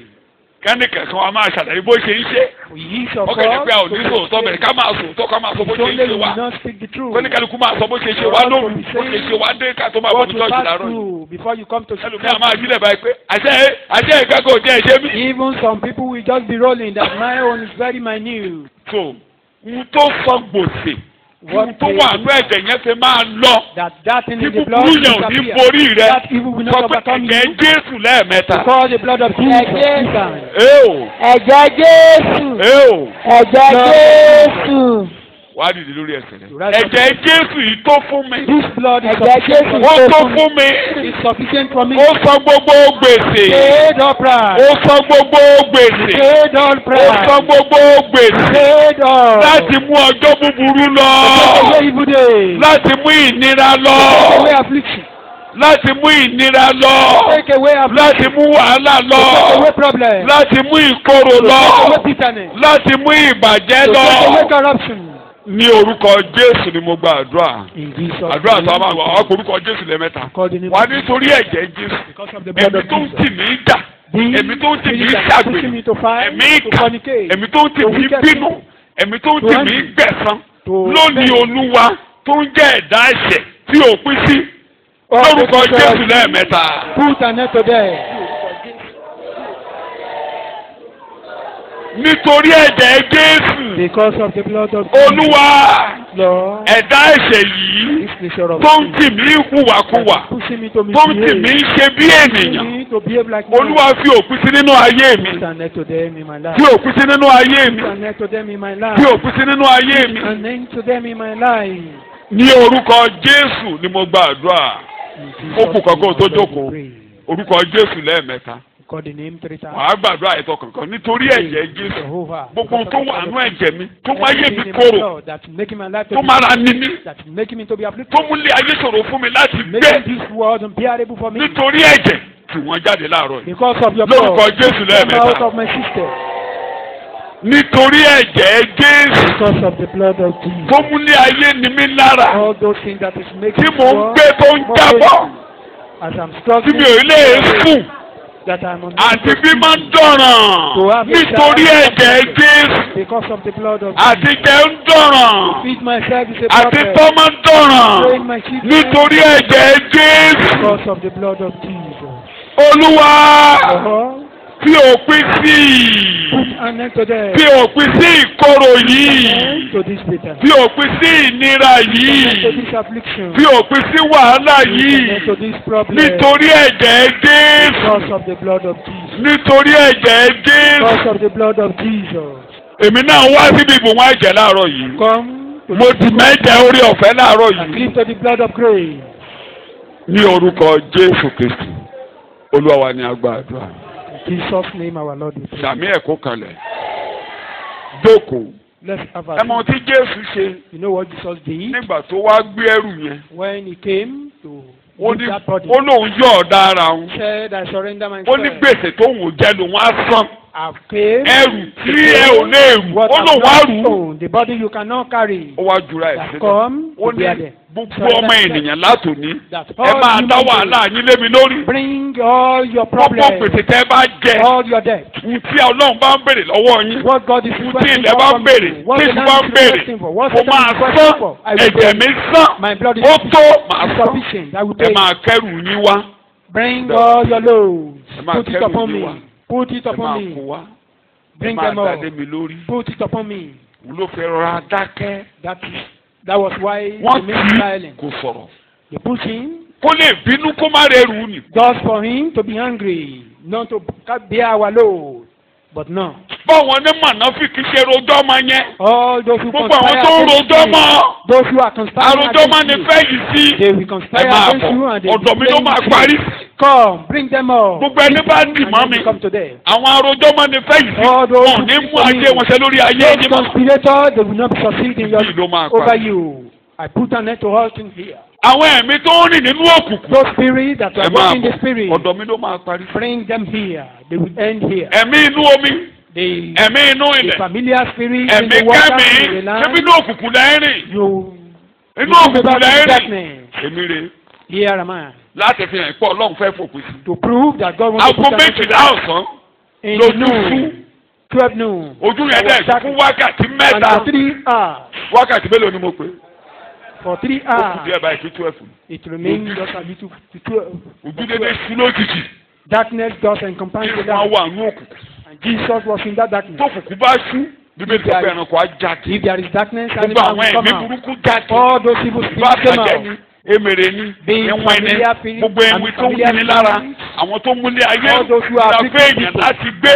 Make this world uncomfortable èdè bíbélì ni pé for àwọn people. oníyímíká wọ́n yí mi ká bí oyin That they wọ́n yí mi surrounded ká me bí like oyin bees. màá They pa surrounded wọ́n. me like bees, but I will ruin them. wọ́n dìde sí mi They rose against me. màá pa wọ́n. I will destroy mo them. máa pa wọ́n. I will destroy them. àwọn rèé These are the wọ́n people. yí mi ká They surrounded màá pa me, wọ́n. but I will ruin them. gbogbo eléyìí tó yí ọ̀ká All lónìí that are Olúwa yóò pa surrounding wọ́n. you, God will ruin them in Jesus' bó name. ṣe dúró nìyẹn tó ń fara dà. That was how he stood and endured. He ìgbà tí endured. nìlá wa pọ̀ When the affliction was so much, ọlọ́run mi my God, ọlọ́run mi. my God, èyí ṣe tó fi kọ̀ why mí. had thou forsaken me? ọlọ́run gbójú kúrò lára ẹ̀. God moved the other pé way. ìyà yìí á parí That this suffering ìnira yìí á will parí end. This affliction will ìkorò yìí á parí end. Bitterness will end lórí ẹsẹ̀ rẹ̀. on your feet. Jésù mo dì mọ́. Jesus, I cleave unto you. ìyà mi parí lónìí. End of my suffering. ìkorò yìí parí. This bitterness is ending ìbànújẹ́ yìí today. parí. This sorrow is ending today. àṣetì yìí parí. This impossibility is àìsàn ending yìí parí. today. This sickness is ending àìrọ́mọbí today. yìí parí. This barrenness is wàhálà ending yìí today. parí o. Today. ó parí o. And then wákàtí òkùnkùn ti lọ. hours of darkness is wákàtí over. òkùnkùn ti lọ. Hours of darkness is over. wákàtí òkùnkùn ti Hours of lọ. darkness is over. ní orúkọ Jésù Kristi Olúwa wa ni mo gbàdúrà. In kó o tó Jesus' jókòó name, ló I èlé love you. yìí ẹ̀yin ẹ̀mí òkùnkùn kó porúkọ Jésù lẹ́ẹ̀mẹ́ta. Call the name of Jesus. wákàtí mẹ́ta la fún yín. You evil spirit, you are given 3 òkùnkùn hours. parí sọ́dọ̀ Jésù. And end. òkùnkùn ò ní fò mí Ended mọ́. with Jesus. I will never be encompassed. bíbẹ̀ lórúkọ Jésù òkùnkùn parí sọ́dọ̀ Jésù. Darkness lórúkọ ended with Jésù. Jesus. lórúkọ In Jésù the name of òkùnkùn Jesus. parí sọ́dọ̀ Jésù. Darkness ended òkùnkùn ò with ní Christ. fò mí mọ́. Darkness will not encompass me ẹ̀mí anymore. òkùnkùn ẹ̀ lágbára lórí You ayé evil mi spirit, mọ́. you have no power over me. ẹ ò lágbára lórí ẹ̀mí You have mi no mọ́. power over my spirit. ẹ lè da ayé mi rú You mọ́. cannot confound my ẹ ò lè life. jẹ́ lórí ayé mi You mọ́. cannot gain over my lórúkọ life. Jésù ẹ túwọ́ lọ́rùn ayé mi. Put your hand in my ẹ ò ní life. rọ́wọ́ mú. You will not succeed. ní orúkọ Jésù ni mo gbàdúrà. In Jesus' name. erémadé ló rò pé mò ń ṣe. You think we are joking? wọ́n ń gbọ́ They listen. pé wákàtí òkùnkùn parí That lọ́dọ̀ the Jésù. hours of darkness ended with mo rọ̀ Christ. mọ́ Jésù I lónìí. live unto Jesus mo rọ̀ today. mẹ́jẹ̀ I Jésù live to lónìí. His blood mo today. wọ ẹ̀ṣẹ̀ mi nù lónìí. To wash away my sins nítorí náà today. ẹ̀yin ẹ̀mí òkùnkùn. You evil spirit. ẹ ní í ṣe mọ́ lórí ayé mi. You have no authority ẹ over ní í my ṣe life. mọ́ lórí You will ọ̀rọ̀ not mi. fail. You will not succeed over ètè my yóò life. ní í ṣe lórí Your ayé plan mi of purpose mọ́. will not be succeed. ó máa sọ̀rọ̀ You are not talking. ohun tó o bá sọ ló máa rí gbà. What to say? ẹ ní í ṣe mọ́ lórí ọ̀rọ̀ mi. You will not man succeed ẹ over bá my life. àdẹyẹ. Turn to anything. ẹ bá àdẹkòló. You turn to heck ẹ bá war. àdájá. You turn to dog. ẹ bá You àdóyin. turn to beast. ẹ ní jẹ lórí You will ọ̀rọ̀ not mi. succeed over my ẹ bá life. jẹ mèrè. If you turn to ẹ bá jẹ mi àbíkú. turn to lórúkọ evil spirit. Jésù ẹ ní jẹ lórí ọ̀rọ̀ mi. You will not gain. ẹ ní jẹ lórí ọ̀rọ̀ mi. You will not succeed over ẹ ò my ní life. jẹ lórí You ọ̀rọ̀ will mi. not succeed over my life. ní orúkọ Jésù ni mo gbàdúrà. In Jesus' name, our Lord, we pray. ẹ gbọ́ ohun tí Jésù wí ni máa sọ Don't you bẹ́ẹ̀ hear fún what mi. Jesus said? tún sọ pé lórúkọ Jésù. gbọ́ ohun tí Jésù wí nígbà tó parí Listen iṣẹ́. to the word of God. ó parí ìyá. Hear ó ló what ń parí. He said it is finished. ó ló ń parí. He said it is ó ní finished. ìṣẹ́ parí. ó ní ìkorò parí. Bitterness ó lọ́jọ́ is búburú finished. parí. The evil day ó is lọ́jọ́ finished. ẹ̀gán parí. The day of ọjọ́ àgbẹ̀ parí. The day of ọjọ́ barrenness wàhálà finished. parí. The day of problem ọjọ́ finished. àìsàn parí. The day of sickness is ọjọ́ finished. àṣetì parí. The day of impossibility ó ló finished. parí o. ó parí o. ó parí o. Finished. ibi parí o. Finished. àrùn yìí parí o. Finished. ìkorò yìí parí o. Finished. ìnira yìí parí o. Finished. ewu àìsàn gbọ́. You sickness for the word of ewu God. ìbànújẹ́ gbọ́. You sorrowful. Hear the lórúkọ word of God. Jésù ló ń parí. Jesus said it is torí finished. ẹ̀jẹ̀. Because of the blood. torí ẹ̀jẹ̀ Because Jésù. of the blood of Jesus. àṣetì yìí parí. Impossibility. ó It is parí finished. ní aṣọ. It is finished. ó parí ní aṣọ. We in said the it. name of Ní Jesus. orúkọ Jésù. in the name of Ní Jesus. orúkọ Jésù. ní orúkọ Jésù Kristi. Olúwa wa ni a gbàdúrà. In Jesus' name, our Lord, we pray. wàá porúkọ Jésù lẹ́ẹ̀mẹ́ta. Call that name 3 wàá ní bí times. odi Jẹ́ríkò ni ìjà ẹ̀mẹ́là ń jà yẹn o. This is a Bí odi spiritual Jẹ́ríkò battle. ni. Just like the wall of Jericho.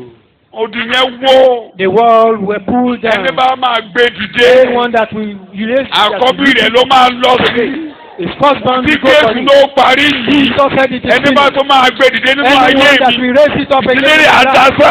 his family will be Ayé ruined. rẹ̀ àdásá. His life will be ruined. Jésù ló parí. Jesus said it is finished. Jésù ló parí. Jesus said it is Ta finished. ló máa gbé dìde? He will lift it up again. Náà ló parí ó parí Jesus said it nìyẹn. is finished, it is finished.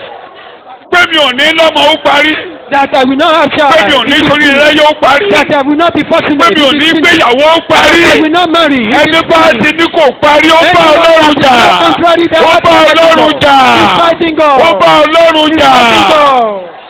Ní orúkọ Jésù ni mo gbàdúrà. In Jesus' name, our Lord, we pray. Torí ẹ̀jẹ̀ ẹ má jẹ̀mú. Because of the blood of covenant, Àfi Jésù ṣe má jẹ̀mú fún wa. Jesus has made Gbogbo covenant for májẹ̀mú us. tó wà láàrin ẹnikẹ́ni níbí yìí àtàwọn ẹ̀mí èṣù tí májẹ̀mú náà kó bàjẹ́. Let the covenant be destroyed. Jésù ló parí. Jesus said it is finished. Ìyà yín parí. Your suffering is ended. Ìkorò parí. Bí orúkọ Jésù ìnira parí. The name of Jesus. End of Ìbànújẹ́ parí. End of sorrow. Àìsàn yìí parí. The end of sickness. Ẹ̀yin tí a ti kọ àkọlé operation fún. Those who That operation have will been never take ordained for place. this. Olùkọ́jẹ́ lórúkọ Jésù. Bá a ṣe fibroid. Be it fibroid. Bá a ṣe cancer operation. The Yes. end has come. Yeah. Any operation for that matter. Iṣẹ́ abẹ ti ṣe Jésù abẹ. ló parí. Jesus Ó said it is parí. finished. It is Ó finished. parí. Amen. Ó parí. Amen. Ó parí. Amen. Òṣì yẹn parí. Ìfowópamọ́ yẹn parí. In the name of Jesus. In the name of Jesus. In the name of Jesus. Àṣetì yẹn parí. The possibility ends. End has come upon that evil. Lórúkọ Jésù. Ò ní náwó lórí ògùnkùn mọ́. Do not spend money on Ò ní drugs. náwó lórí ògùnkùn mọ́. Spend no Ò ní money náwó on lórí drugs ògùnkùn mọ́. anymore. Do not I spend money on break drugs you. anymore. In the name of Jesus. In the name of Mo tú ọ Jesus. sílẹ̀ lórúkọ Jésù. Ìgbà àgbàna tó wà níwájú rẹ lónìí. That's Kó dànù. Kó dànù. Kó dànù. Kó dànù. In the name of Jesus. Jésù. Ìgbà àṣetì kó dànù. Pastor of impossibility and scatter them. Kí lè ra rẹ sọjí. Let your head revive. In Jesus' name I pray. Ní orúkọ Jésù ni mo gbàdúrà. In Jesus' name I Ní pray. orúkọ Jésù ni mo gbàdúrà. Ọjọ́ búburú ti lọ́la. Sọ bẹ́ẹ̀. Ọjọ́ búburú kò ní wáyé mọ́. Ọjọ́ búburú ti lọ láyé mi. Ọjọ́ búburú kò ní wáyé mọ́. Ọjọ́ búburú ti lọ láyé mi. Ọjọ́ ìkorò, ọjọ́ ẹ̀gúnlẹ̀. Ọjọ́ búburú ti lọ láyé mi. Ọjọ́ ìrẹ̀dànù, ọjọ́ bànújẹ́. Ọjọ́ búburú ti lọ láyé mi. Mo mọ̀ wípé kò ní wáyé mọ́. Lórí ayé mi kò ní wáyé mọ́. Orúkọ Jésù kò ní wáyé mọ́. Lórí ayé mi kò ní wáyé mọ́. Torí pé àtijọ́ nìyà. Ọjọ́ rere ìdílé bàbá mi máa lẹ̀ mọ́ mi mọ́. Ariwo lásán ló ń jáde ní. Mo bá wọn sáyà nínú Jésù. Ẹni tó gbé ọjà gbogbo lọ́la. Nípa ẹ̀jẹ̀ máa jẹ́ mọ́. Ó pariwo wípé ọjọ́ gbogbo lè wà láyé rí. Sọ pé mo pariwo lórúkọ Jésù. I cried in the name of Jesus. Ọjọ́ búburú ò ní wáyé mọ́. Ọjọ́ búburú yóò ní wáyé mọ́. Today will never come to my life again. Ní orúkọ Jésù. Olúwa wa ni a gbàdúrà. In Jesus' name, our Lord will pray. Jókòó dá jẹ́ kí n ṣí. Ẹ̀kọ́ yẹn ò lè tán lónìí. We can't finish it today. Jẹ́ kí n ṣí. Màá tẹ̀síwájú níjọ́ mẹ́jọ. We continue. Tí ọjọ́ búburú bá lọ nínú ọjọ́ mẹ́ta. If the evil day is gone. Nígbà tí Jésù parí ìyẹn. When Jesus Tó finished that. ké ó parí ó parí ó parí ọjọ́ ibi lọ ọjọ́ ìkorò lọ ọjọ́ ìnira lọ. Day of affliction gone. Ó wá dákẹ́ jẹ́. He remained silent. Ó gbé ẹ̀mí mì. There was a perfect silence. Ìdákẹ́rọ́rọ́ wá wà fọ́jọ́ mẹ́ta. Ó dàbẹ́ ni pé ṣe làwọn ọ̀run dákẹ́. See, heavens were silent. Àṣẹ bàbá ń báṣẹ́ lọ. Not knowing the Father Kí mo ní bàbá ń was ṣe? doing Ó ń báṣẹ́ his lọ. work. Èé o. Ó ń báṣẹ́ lọ. Bàbá lọ. Jésù kọjá lọ sí ìsàlẹ̀. Jesus descended. Ibẹ̀ yẹn láti lọ bó aṣọ Down. ìyà. There, the Pé tí garment Jésù of suffering. ànáǹsì yìí. That's what Jesus has announced. Wọ́n lẹ́nu ló ń sọ ẹnu ìwọ olówó parí ẹnu Some ẹ ló people ń are sọ saying tó parí. you are only Àwọn bàbá wa You are jókòó, lying. àwọn ẹ̀mí wa jókòó and the spirit. They now sat down Wọ́n sọ behind the wọ́n ní pew ká máa dìímú báyìí. and they should Yeah. hold it, hold Ní it. ìmọ́lẹ̀ kan tọ̀run And wá there was a gbàrà. great Ẹ light bọ́ aṣọ ìyà kúrò ní ara rẹ̀. remove the Ẹ garment of bọ́ aṣọ ìyà kúrò ní ara remove the rẹ̀. garment Ẹ of bọ́ aṣọ ẹ̀gàn kúrò ní ara remove rẹ̀. the garment Aṣọ ìyà ara rẹ̀ kó máa bọ́ of láàárọ̀ reproach. ìjọ. The garment of reproach will be removed from you this morning. Aṣọ burúkú tó ń gbé wọ̀ wá yẹn. That evil Ní garment. aṣọ ìyà ara yẹn Putting máa upon gbé us. ẹ máa gbé bọ̀ ẹ máa gbé bọ̀ aṣọ Putting it ẹ̀gàn on. aṣọ ẹ̀sìn The ẹ garment máa of gbé bọ̀ reproach, garment of sin, aṣọ ìdájọ́ garment ẹ of máa gbé judgment. bọ̀ ní Jésù wọ̀dé And sàlẹ̀. Jesus put it. Aṣọ ìyà wà lára rẹ̀. There are Ó kàn garments mí of dẹ́nu lórí òkè You are ni. only making cracking Ní jokes àwọn ọ̀run over wà náà there. pé And the ẹ heavens bọ́ aṣọ ìrí kúrò ní ara remove rẹ̀. this filthy garment from him. Láàárọ̀ yìí sẹ́rí ẹ̀ bá Báwo ni- aṣọ ìrí kó máa kúrò ní ara mi. Every filthy garment is Aṣọ removed ìyà from kó máa me. kúrò ní ara mi. Every Aṣọ garment ìnira of kó máa sorrow. kúrò ní ara mi. Garment of Aṣọ affliction. ìbàjẹ́ kó máa kúrò ní ara mi. Garment of Aṣọ wàhálà mi ò ní wọ̀ mọ́. Every garment of Mi ò ní problem. wọ̀ mọ́. I will no more put Mi ò it ní on. wọ aṣọ wàhálà mọ́. I will not put Mi ò on ní the wọ garment aṣọ of àìsàn mọ́. I will not put on Mi ò ní garment wọ of aṣọ ìnira I will mọ́. not put on garment of affliction. Ó gbàdúrà ìwọ ọmọ yìí. You are not praying. Erémọdé ló pé àṣẹ tí a rán mi sí ọ ni mò ń lò The láàárọ̀ authority yìí. given to me is what I'm using as I've been sent to you.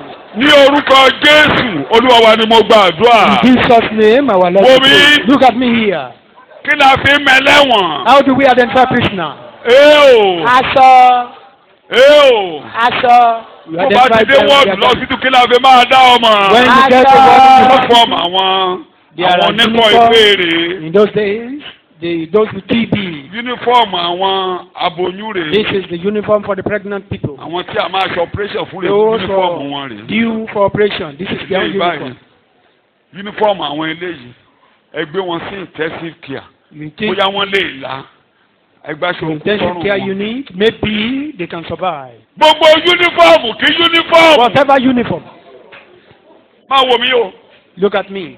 Níjọ́ tí ọba ránṣẹ́. King sent message. Wọ́n ní ká lọ mú Joseph wá. Joseph were to be brought to the Bó ṣe palace. ń bọ̀ báyìí, kí ni wọ́n sọ As he ṣe? was coming, Ẹ bọ́ the aṣọ. first thing, Ẹ fá orí rẹ̀. remove the Orí garment. burúkú orí All rẹ̀. those ears. Kó dópin sọ bẹ́ẹ̀, orí burúkú ayé mi kó dópin. And Orí burúkú then ayé mi dópin those lónìí. bad luck. Orí burúkú ayé mi dópin lónìí. Bad luck. Can Orí next come burúkú upon ayé them. mi dópin Bad lónìí. luck. Can next come to them. Aṣọ ìyà.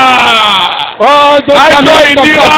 all those garments of Aṣọ ẹ̀wọ̀n. all those prison garments. Aṣọ àìsàn. All those Aṣọ ikú.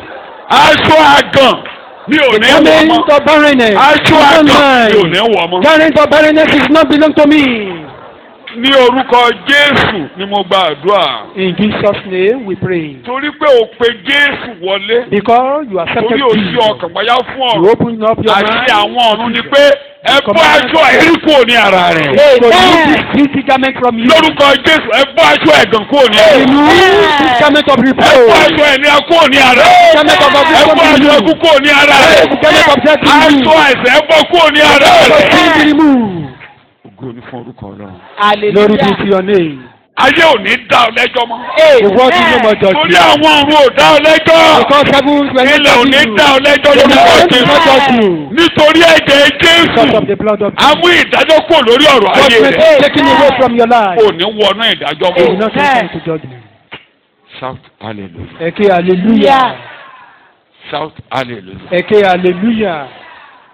Iṣẹ́ tí bàbá ń ṣe nìyẹn. That is the work Nígbà of tó our wá ń Father. ṣe kó tó While máa doing that. ibi tí mò ń lọ mi ò ní débẹ̀ lónìí mo Where máa I'm kọ́ máa going, introduce ẹni bá mi lọ́jọ́ eventually I may mẹ́ta, not be able to get there. nígbà tó wá bọ́ aṣọ yẹn kúrò What tó after wọ́n nìyẹn removing òwò ló the- láṣọ òjòjò yẹn sára tó láṣọ burúkú sára o. That is you putting on nígbà those tó wá bọ́ọ̀lẹ̀ tán bá bọ́ọ̀lẹ̀ tán garments. yòó kọ́lá máa fi wọ ní aṣọ ní After ayé removing those garments, you know Bẹ́ẹ̀ni, remain ẹ naked. wọ ní aṣọ Now òjòjò put garment upon ẹ him. gbé aṣọ dáadáa fọ́rùn Put good garment on ẹ him. mú aṣọ ìgbàlà fọ́rùn rẹ̀ Put garment of ẹ salvation mú on aṣọ him. tá a fi lè nà dúró níwájú The olúwa garment that you ọlọ́run will be able to stand rẹ̀ right ọlọ́run á before rí pé God. kó wọlé wá And God will command him ẹ to fi come. sí ọrùn rẹ̀ Put it on wálé him. èmi ó yọ̀ gidigidi Said I will rejoice torí a ṣe wọ̀ mí ní because I've bí o iṣẹ́ ní òòmọ́ upon me. ọfà ọ̀tá ò ní I don't wọlé know sí mi lára me. mọ́ The arrow of enemy will not bíbí ò ní penetrate. bá mi mọ́ Evil will not befall me. ọfà kọ́fà ò ní wọlé sí mi No lára mọ́. arrow will penetrate. Jésù olúwa wa. In Jesus' name we pray. ẹni tí ò láṣọ la máa ń ní kìíní lè jẹ́ Those who don't ẹ̀mí ni máa have jẹ́ clothes, you have mosquito may bite torí kò you. láṣọ. ó ní aṣọ ti dé There is garment tó wọ̀ mí now. ní aṣọ. Garment is put kì í upon ṣaṣọ him now. lásán Not just àwọ̀ mi ordinary ní garment. agbádá A regalia for that àwọ̀ mi ní matter. mo ń ka lóru ẹ̀ ní mo I tún was jọ́sìn. reading this ibẹ̀ mo ti bẹ̀rẹ̀ Nine. mi ò ka tán o mi ò though I tẹ́ was unable to finish it. mi ò tẹ́ ka tán gbà mo débì kan tí mo jọ́sìn. mo ní- When I got to a point. mo ní I yóò watched di it ṣọ́ọ̀ṣì tàbí ọ̀sán. said the ní remaining chapter is short. 61 gbà mo kà dé 64 I read it up to Oníyẹn chapter yóò mi 54. lára. I said I'm satisfied with that. oníyẹn yóò mi. mo ń ka báyìí mo ti ṣe báyìí mi I náà ń was ṣe báyìí. reading and I was rejoicing. wọ̀ mí ní aṣọ. mo ní bàbá rèé bàbá rèé This is father. bàbá rèé This is bàbá father. rèé This bàbá is rèé. father. ó parí iṣẹ́ He bàbá finished parí the whole iṣẹ́ thing. bàbá parí iṣẹ́. Finish the whole thing. ó ní màmá. I want ó ní some here a ti fi òróró yàn mí. that have been anointed. àwọn ọ̀run ló pè mí ní pé The heavenly òróró ayọ̀ dípò ẹ̀mí ìbànújẹ́. ìbànújẹ́ ayé rẹ̀ kó kọjá lọ ni mo ń The sọ lọ. sorrow of your life will pass away is what I'm saying. a máa pè ọ́ ní alátúnṣe àwọn ẹ̀yà. We will call you are the olùkúpadà àwọn carer ọ̀nà of the tó breed. dahoro gbogbo ọ̀nà ayé tó dahoro báyìí kó padà sójú ọ̀nà gidi. All those whom their life are desolate, let them return to their base in the name of Jesus. gbogbo odi tó yà kó lóra kó gbèrò. All breeds will be upheld in the name of Jesus. ọfà kọfà ò ní wọlé sí No àná. arrow will enter into your body. eléyìí tó wà nú ẹ̀jẹ̀ kí ni The one in jáde the blood, lójijì. let them move out in the name of Jesus. ọwọ́ kọwọ́ Any hand, any tí strange ò hand sí ọwọ́ that ọlọ́run is not of God, tí ò sí ọwọ́ that is not ọlọ́run the hand of nínú God, ayé ẹ̀ kó in tó your pẹ́ life. láàárọ̀ yìí. let them dry up in the name of Jesus. you are free Ó dominira, you are free ó dominira, you are free ó dominira, you are free ó dominira in the name of Jesus ní orúkọ Jésù, in the name of ní Jesus. orúkọ Jésù. ó ní àti wọ̀ mí láṣọ. Garment is upon me. wọ̀ mí láṣọ òdodo ó wọ̀ mí lágbádá ìgbà kò jẹ́ bí ọkọ yìí. Ìyàwó ti ṣe bá rẹ̀ lọ. Sá Eh, àti ìdíyàwó kì í ṣe ara rẹ̀ lọ́sọ̀ọ́. èmi yóò yọ. Ọkọ mi yóò yọ gidigidi nínú Ọlọ́run mi.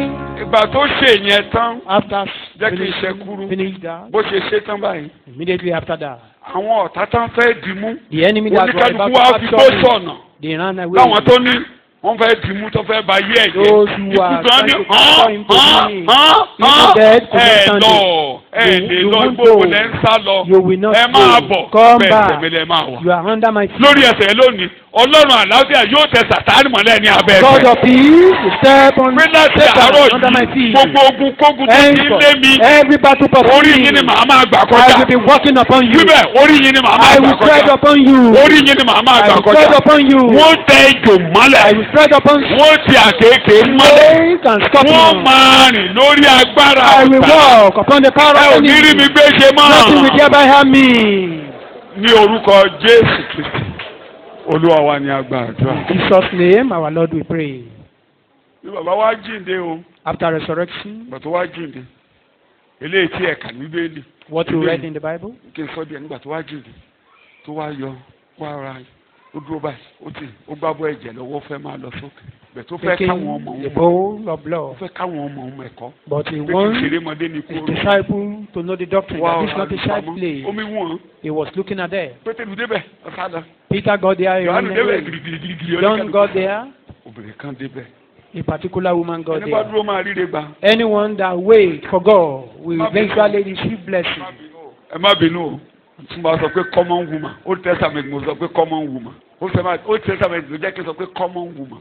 The Old Testament that used mo sọ pé obìnrin I need lásán to là. use that language. I Ṣùgbọ́n Ọlọ́run apologize fẹ́ for fi that hàn already. pé But God wants to prove ọ̀rọ̀ ọkùnrin àtobìnrin kọ́ rèé. that this is not a matter of Ẹni bá man ti or dúró níbi woman. àríre gan. Anyone that tarries obìnrin ò kọ́ mọ̀ mọ́ o. will receive mo lóbìnrin ò. woman or ee o. female are no more common thing. sí ọkùnrin No sí obìnrin. or a woman. àtẹ̀dẹ̀ kan nínú We are now one in Christ. tí a bá ti lè gbé Jésù wọ̀.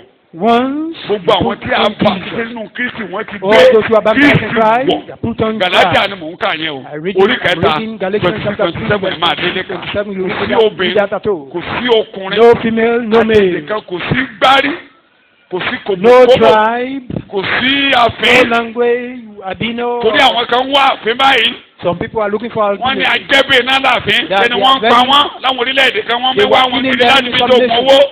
For Israel. Ẹ̀mọ̀ kó Áfíríkà wíkẹ́ẹ̀dì. You know, African, we are so wicked. Nígbà tó wá ọ̀rọ̀ àgbọ̀bà, ó wá mímu. Obìnrin yẹn débẹ̀ nígbà. And the woman got there. Jésù mi o, bó la gbé ọ pamọ́ sí. Where Jésù do mi they hide this o, bó la gbókù Jesus? ẹ pamọ́ sí. Jesus, where do they hid your corpse? Ìwọ lọ pẹ́yẹ títì, ìwọ lọ pẹ́yẹ bàbá. Bó la gbé ọ pamọ́ sí. Where do they hide this Jesus? Bàbá náà ti wá yíra padà. And the Jesus Ó ti wá dàbí aṣọ́gbà. transformed. He is just like a gardener. Ọ̀gbẹ́ni, madam, ìwọ ló ń wá.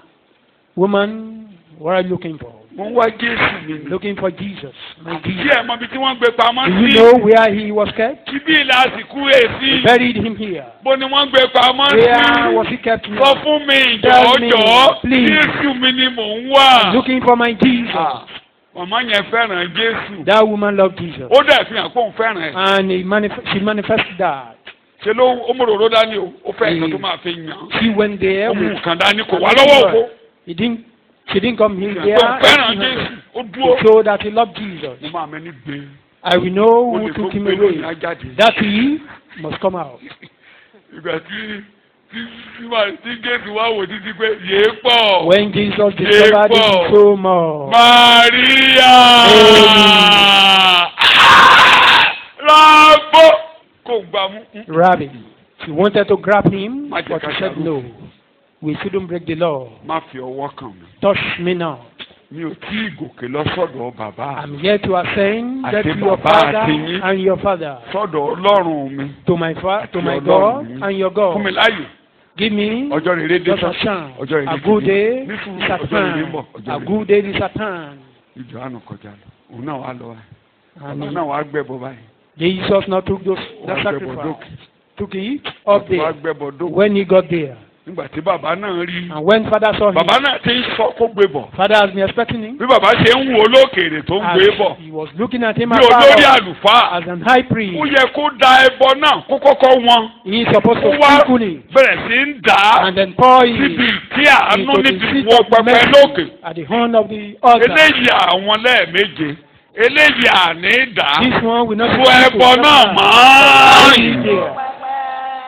Ẹbọ ẹ ti gbà. Your sacrifice, Ẹbọ eléyìí ti gbà. this one is accepted already. Kí ló wà lọ́kàn rẹ ìwọ What ọmọ? is in your mind? Kí ló wà lọ́kàn rẹ tó What fi do you gbẹ́bọ̀ wá have bí? in mind that makes Ohun you to tó bring wà the lọ́kàn rẹ. sacrifice? Tell me your mind.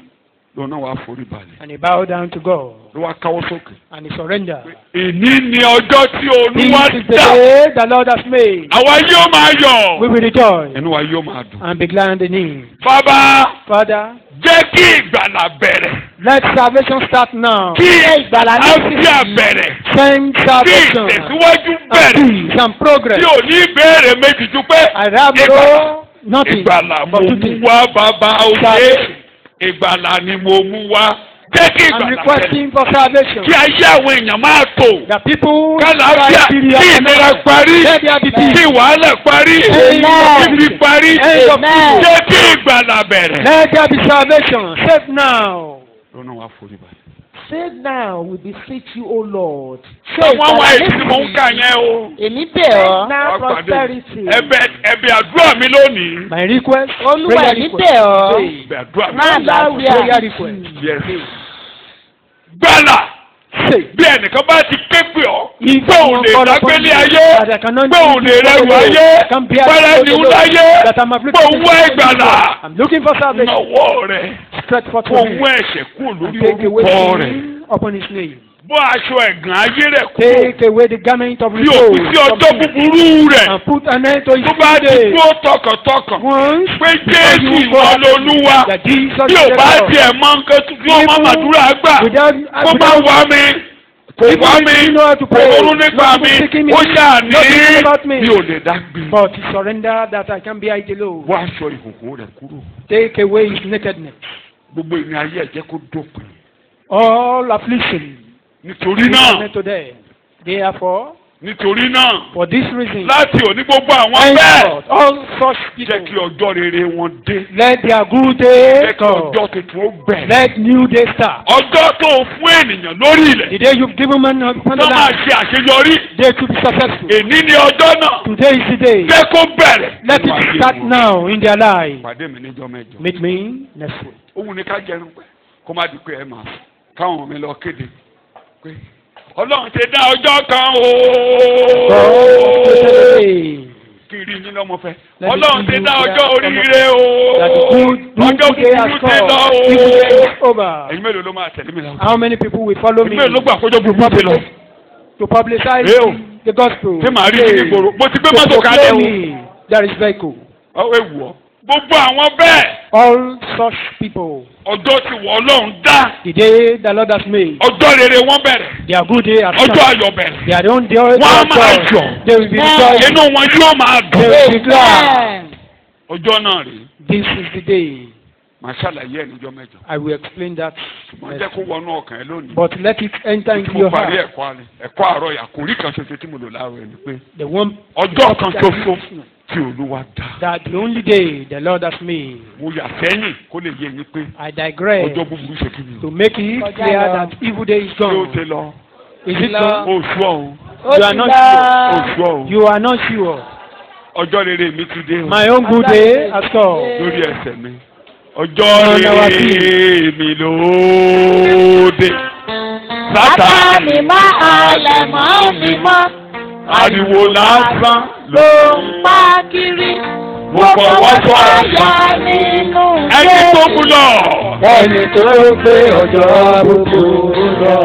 Nípa kí Má jẹ́ mú. mo padáriwo. Ó pariwo wípé ọjà gbogbo rọ́ṣẹ́ láàyè mi. Lọ́dún pẹ́pẹ́ ọjọ́ búburú ò ní wáyé mọ́. Thank God. that Ọjọ́ evil day ìkorò is ò gone. ní wáyé The day mọ́. of bitterness is Òní gone. ni ọjọ́ tí Olúwa dá. Today is the day the Lord has Àwa made. yóò máa yọ̀. We will rejoice Inú wa yóò máa dùn and nínú be rẹ̀. glad in it. Ìní ni ọjọ́ tí Olúwa This dá. is the day the Lord has Àwa made. yóò máa yọ̀. We will rejoice Inú wa yóò máa dùn and be nínú rẹ̀. glad in it. Jésù Olúwa wa. In Jesus' name. Sàmì yẹn kó kanlẹ̀.